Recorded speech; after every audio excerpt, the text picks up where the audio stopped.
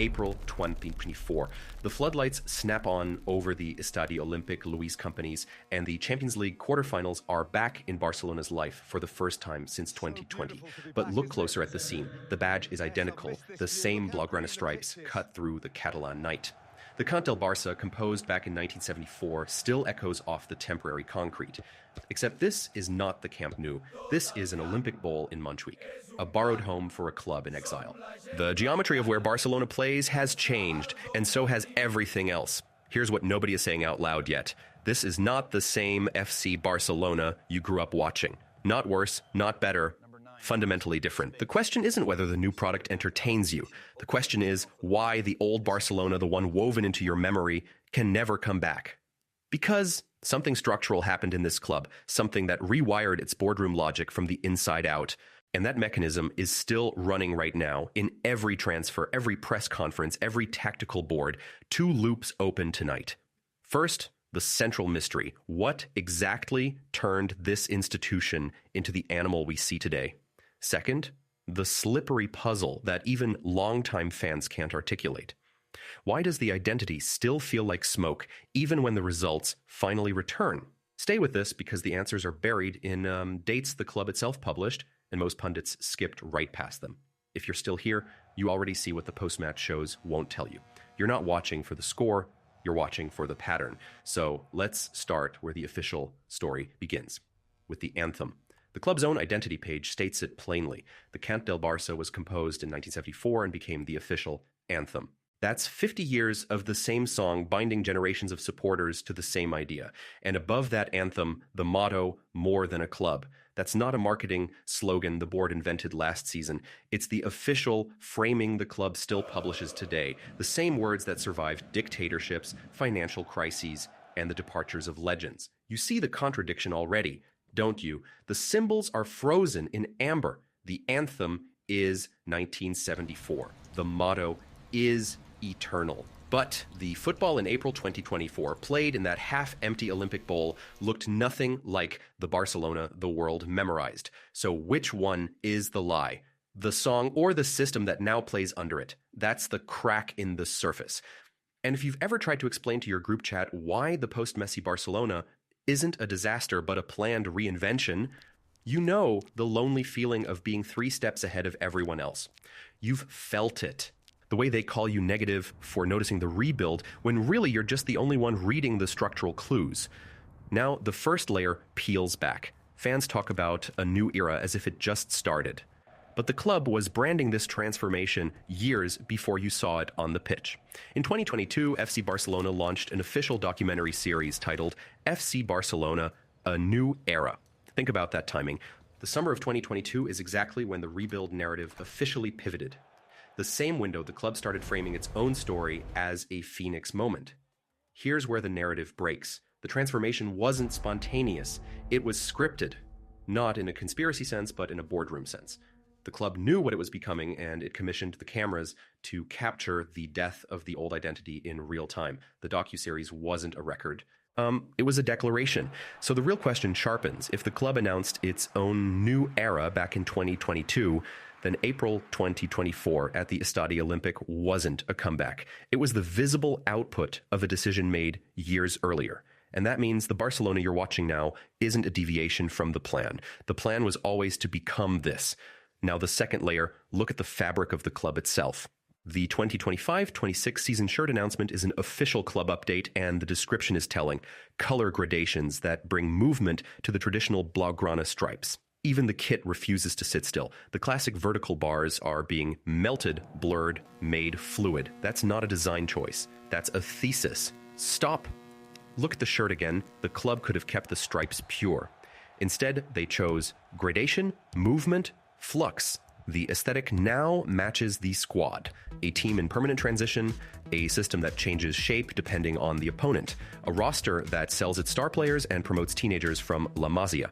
The kit is the visual signature of a club that no longer believes in fixed identities. The football itself confirms it. This is not the tiki-taka your memory holds. This is a high-press system with raw physicality, a team that wins duels before it wins possession.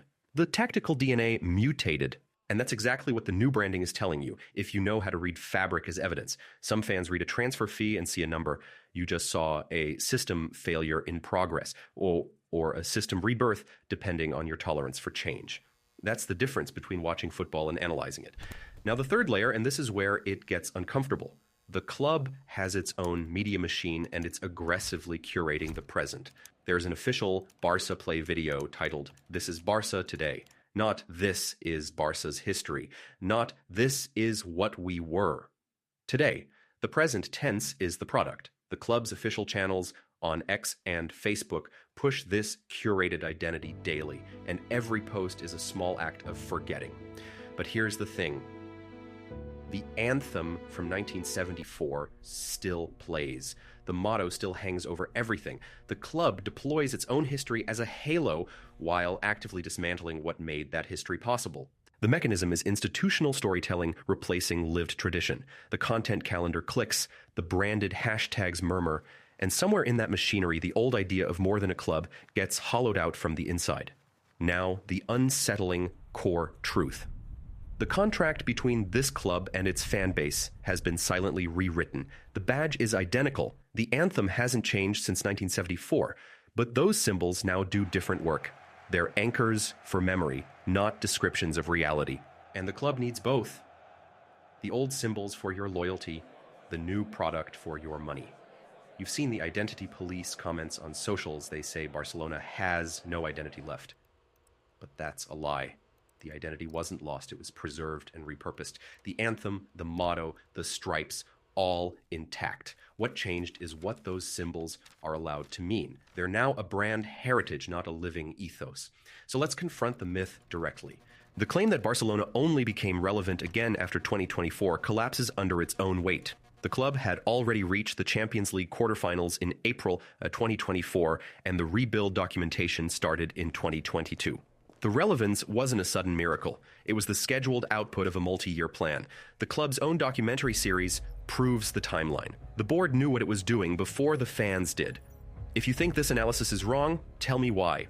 But you better bring the press maps and the transfer ledgers, because ignoring this pattern is how clubs burn a decade.